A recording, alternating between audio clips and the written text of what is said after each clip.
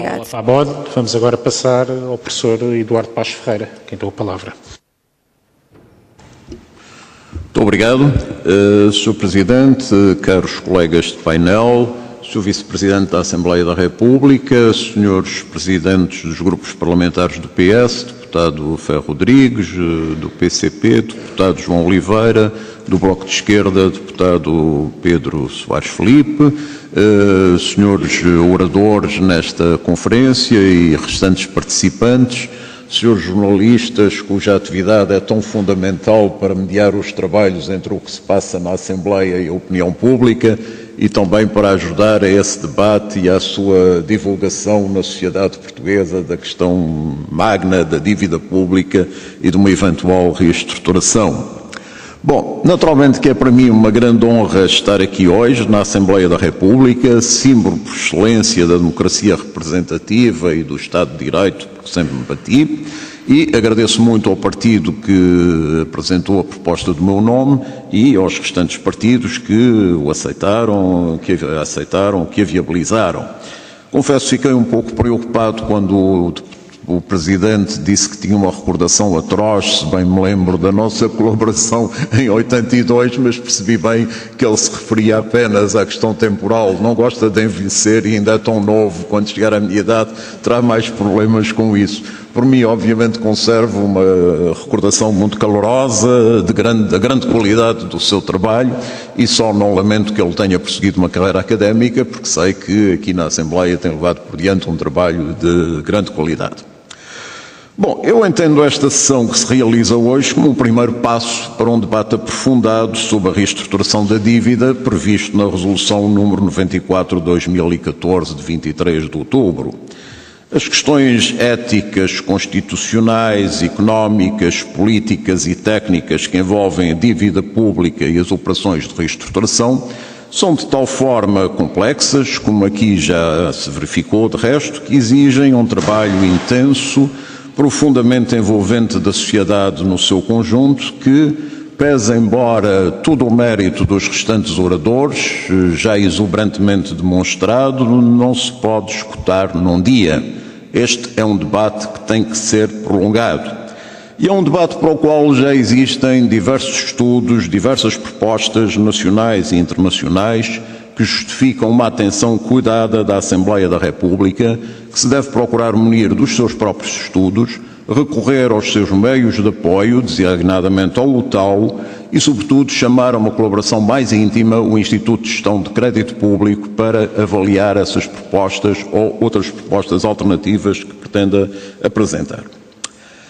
A minha intervenção é, portanto, se quisermos, dentro desse espírito de que esta é uma reflexão preliminar, e vou tentar ser breve, contando com a benevolência, agora que estou confirmado que não há uma ideia atroz do Presidente para algum deslizamento temporal, que tentarei evitar, e por razões, enfim, muito do que queria dizer já foi aqui referido, de uma forma ou de outra, e tentei organizar isto em 10 pontos para tentar clarificar ideias.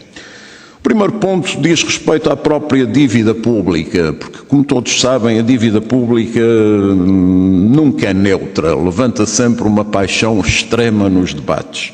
Não há uma discussão puramente técnica sobre a dívida pública.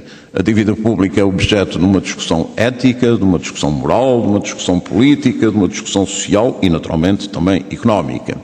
E já houve mesmo quem dissesse que não há realmente um debate sobre a dívida pública, que a dívida pública é um debate entre representantes, que aquilo que existe é um debate entre os que defendem maior intervenção do Estado e aqueles que defendem um Estado menos importante. Ora bem, todos sabem também que a dívida pública, tal como a conhecemos hoje, é relativamente moderna, só com os Estados modernos é que se consolidou, depois de ultrapassar a proibição canónica da usura, a proibição canónica dos empréstimos, aliás, extensiva a outras religiões, como por exemplo a muçulmana. E a colaboração do protestantismo e dessa ética capitalista associada foi fundamental para a afirmação da dívida pública. Se olharmos retrospectivamente para a dívida pública, vemos de facto que ela esteve longe de ser apenas aquela figura negativa que por vezes se pretende associar-lhe. De facto, ela foi decisiva para a realização de grandes empreendimentos, para as navegações marítimas, para os descobrimentos. No plano militar, foi ela que assegurou a vitória, por exemplo, sistemática da Inglaterra nos grandes conflitos europeus por causa da boa organização da dívida pública, e foi esta boa organização da dívida pública que ultrapassava em muito os 200% do PIB na altura, que permitiu a criação de uma revolução financeira que antecedeu a revolução industrial e que a viabilizou, que não teria existido sem esses mercados que basicamente tinham sido criados pela dívida pública. Não é, portanto, nem uma bênção nem uma maldição. E também não aceito o argumento de que se trata de um instrumento destinado a sacrificar as gerações futuras. Por exemplo, um financeiro alemão que, no início do século passado, dizia que os Estados que não recorrem à dívida ou pedem demais às gerações presentes ou desinteressam-se das gerações futuras. É um ponto que, de alguma forma, Keynes retoma numa frase muitas vezes utilizada num sentido totalmente distorcido, que é o "in the long run we are all dead", querendo significar com isto que se não tratarmos dos problemas do presente, não há futuro nem há gerações futuras. Portanto, desdramatizemos em primeiro lugar a dívida, mas não ignoremos que o serviço de dívida é um ónus que dificulta uma gestão financeira saudável, implica saídas de disponibilidades líquidas para o estrangeiro, implica redistribuições perversas do rendimento, tem, digamos, uma série de aspectos que não são muito positivos a ela associadas. O segundo ponto que queria acentuar é que a dívida pública portuguesa não é novidade para ninguém, não é um acontecimento recente. Já nos anos 20 do século passado, Armindo Monteiro, que nessa altura disputava com Oliveira Salazar a possibilidade de vir a ser o ordenador das finanças públicas em ditadura, afirmava na sua tese de doutoramento, a primeira tese, aliás, da minha Faculdade de Direito da Universidade de Lisboa, a primeira tese defendida por um aluno da Faculdade de Direito da Universidade de Lisboa, e permito-me citá-lo, que a história do déficit é a história das finanças portuguesas.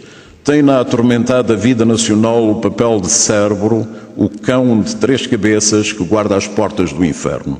Nasceu cedo o déficit, chamavam-lhe alcance na linguagem velha, mas quer com um termo, quer com o outro, quis sempre indicar miséria igual.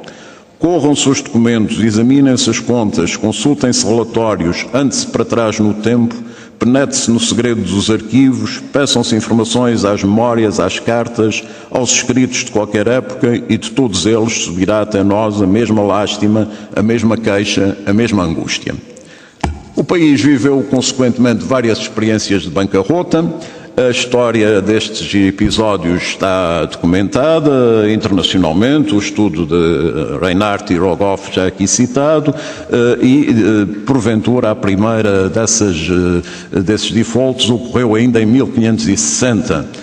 E pelo menos 8 situações de default podem ser assinaladas: 1560, 1605, 1834, 1837, 1840, 1846, 1852 e 1892. Como é evidente, a Casa de Bragança fica bastante bem representada nesta lista, ou os governos durante a geração de Bragança. Mas ainda estamos vivos. E se é certo que a grande agitação financeira, chamemos-lhe assim, do século XIX, acabou por conduzir à conversão de 1902, que foi muito criticada na altura pela imposição de cláusulas vexatórias a Portugal, estávamos ainda muito longe daquilo que se conheceria com a imposição associada ao programa de assistência financeira.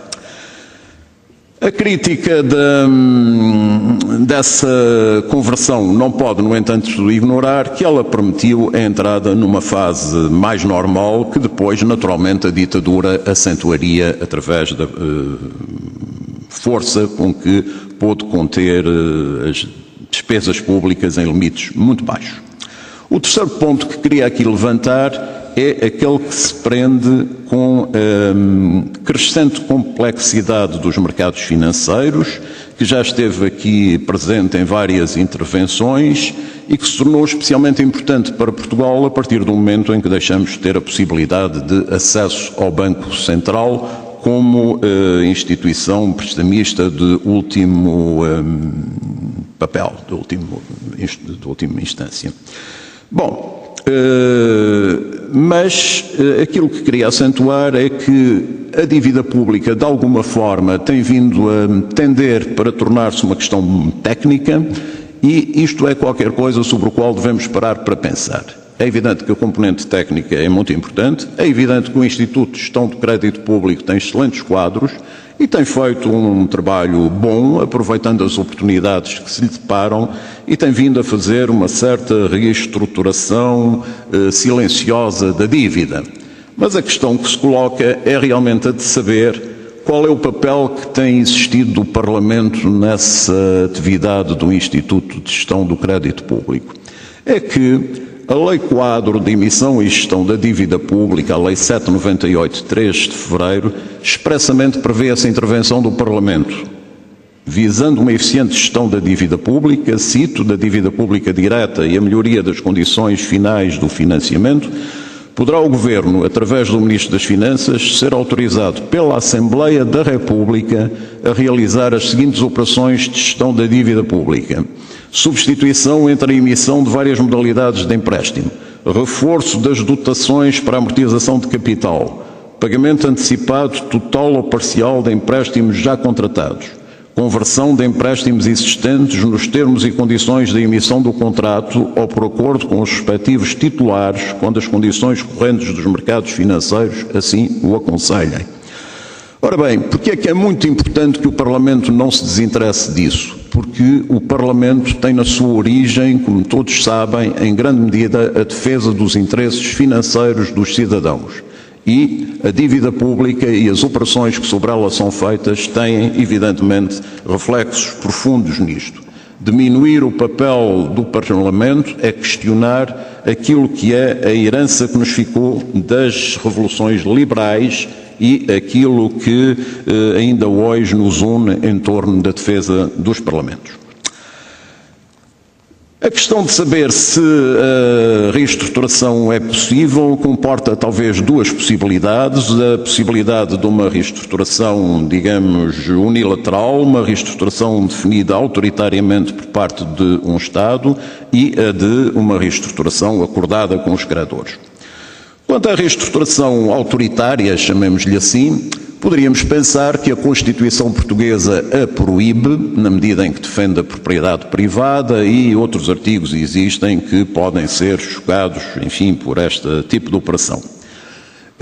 Independentemente, trata-se de uma operação que não considero conveniente, mas que creio que não teria impossibilidades constitucionais, no entanto. Se olharmos para a jurisprudência do Tribunal Constitucional dos últimos anos, e apesar dela normalmente ser considerada muito punitiva das medidas de austeridade, a verdade é que o Tribunal Constitucional viabilizou medidas de austeridade extremamente graves e considerou que o interesse público pode determinar a compressão dos direitos. Se pode determinar a compressão dos direitos, por exemplo, dos trabalhadores, não percebo porque é que não poderia determinar a compressão dos direitos dos credores. Mas esta é uma questão que não se põe e que, quanto a mim, não se deve pôr nestes termos. Mas queria chamar a atenção que, noutras situações, já foi aqui dito que não há uma legislação sobre a insolvência dos Estados, mas se olharmos, por exemplo, para os casos das cidades que declararam insolvência nos Estados Unidos e agora ainda muito recentemente de Detroit, aquilo que se verifica é que o tratamento dado aos credores financeiros é em tudo idêntico ao tratamento dado a outros credores do Estado, que são os trabalhadores, são os pensionistas, etc. Bom, só que, de qualquer forma, a questão não se vai pôr no plano interno, porque sabemos já que, enfim, há um número significativo de credores externos. Os credores externos privados são hoje muito menos do que foram no passado, mas temos os credores oficiais. E aqui o que é que acontece? somos confrontados com um mercado financeiro que, como o Papa Francisco tem acentuado repetidas vezes, não tem regras, é um mercado cego que só obedece às razões financeiras dos mais ricos, daqueles que vivem das aplicações de capital. E justamente foi já aqui recordada a experiência da Argentina e da terrível sentença do Tribunal de Nova Iorque, que leva, aliás, a ter presente, e às vezes quando há debates sobre a justiça e os modelos de justiça, é preciso vermos como uma componente ideológica é pesada nos tribunais norte-americanos. E como, por azar da Argentina, isto foi parar a um juiz que tomou uma decisão que parece absurda em qualquer critério que se queira seguir. E, portanto, há necessidade absoluta de criar uma ordem internacional mais correta, mais favorável a operações como aquela que foi desenvolvida pela Argentina e que pode ser desenvolvida por outros países. Já foi aqui referido por outros oradores o que têm sido os passos dados pelo Fundo Monetário Internacional, o que têm sido os passos dados também pela Associação Internacional dos Mercados de Capitais, enfim, por instituições bastante insuspeitas, mas que têm vindo a procurar criar um quadro mais seguro para que estas operações se realizem. E é curioso notar que os staff papers publicados pelo Fundo Monetário Internacional são bastante menos ortodoxos do que seria de esperar e que têm tido uma apreciação bastante positiva do Conselho Diretivo.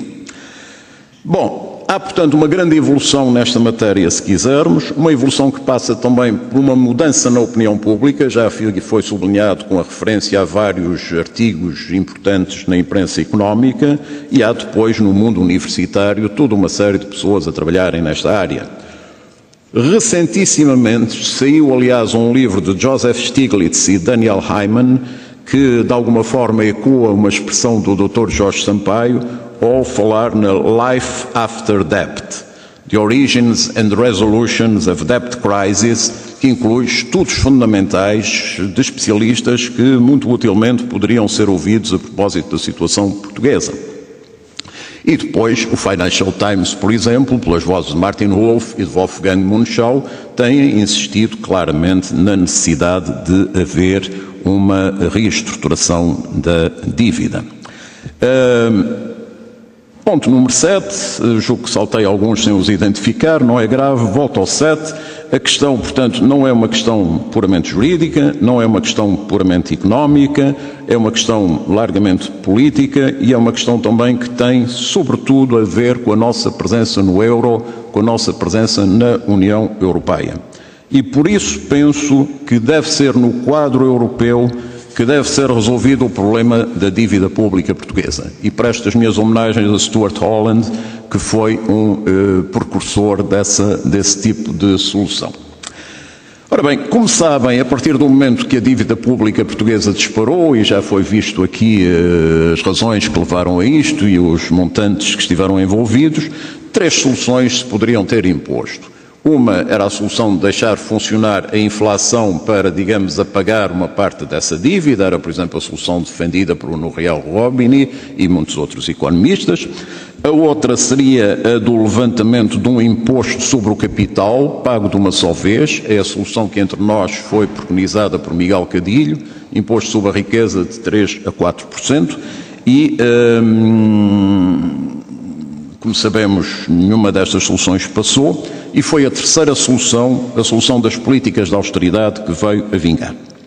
Ora bem, e aqui o que é que acontece? Os resultados sociais e humanos são desastrosos, têm consequências fortemente regressivas na sociedade portuguesa, e isso justificaria que se parasse para pensar e que se invertesse esse caminho.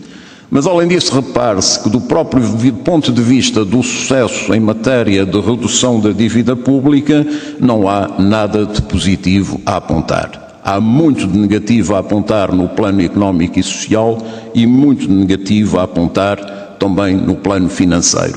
Dir-me-ão, desceram os juros da dívida, desceram significativamente. Mas a questão é, desceram por causa disso ou desceram pela ação do Banco Central Europeu, pela forma como se tornou uma espécie de garantia dos credores, essa certeza que o Banco que o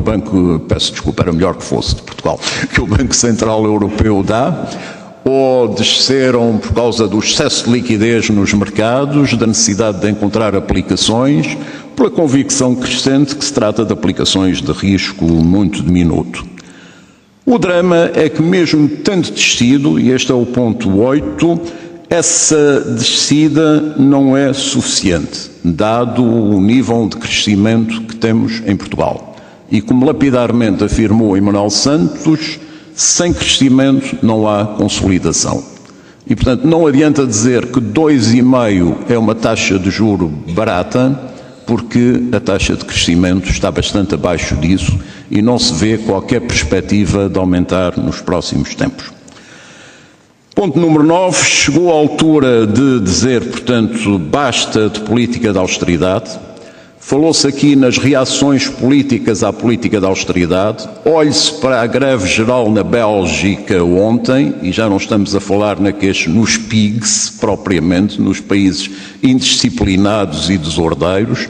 Olhe-se para aquilo que é a completa erosão do apoio ao primeiro-ministro italiano por tentar levar por diante algumas medidas de austeridade e percebe-se a impossibilidade de continuar.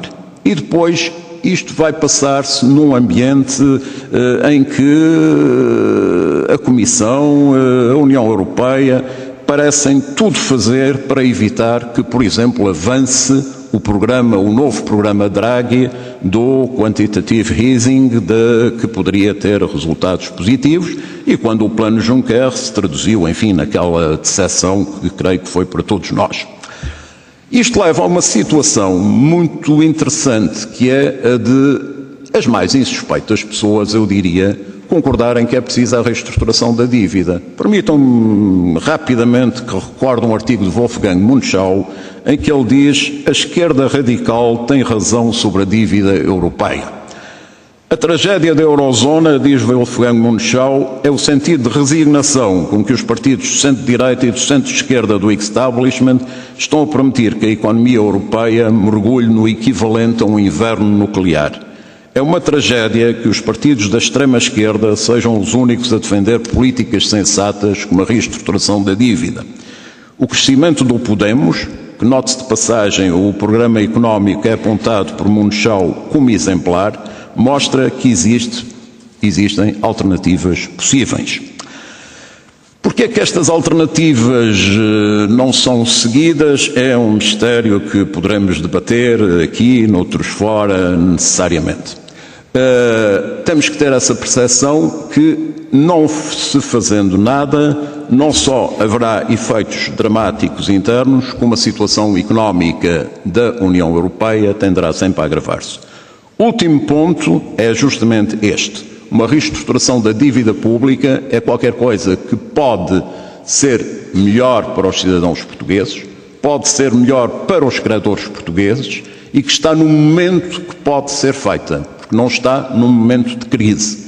E a União Europeia, infelizmente, ao longo dos últimos anos, mostrou que só atuava nos momentos de crise, o que significou normalmente que atuava tarde demais e que tomava medidas pequenas demais, tímidas demais. Num momento de alguma acalmia, e a acalmia é muito relativa, as coisas podem se precipitar muito rapidamente.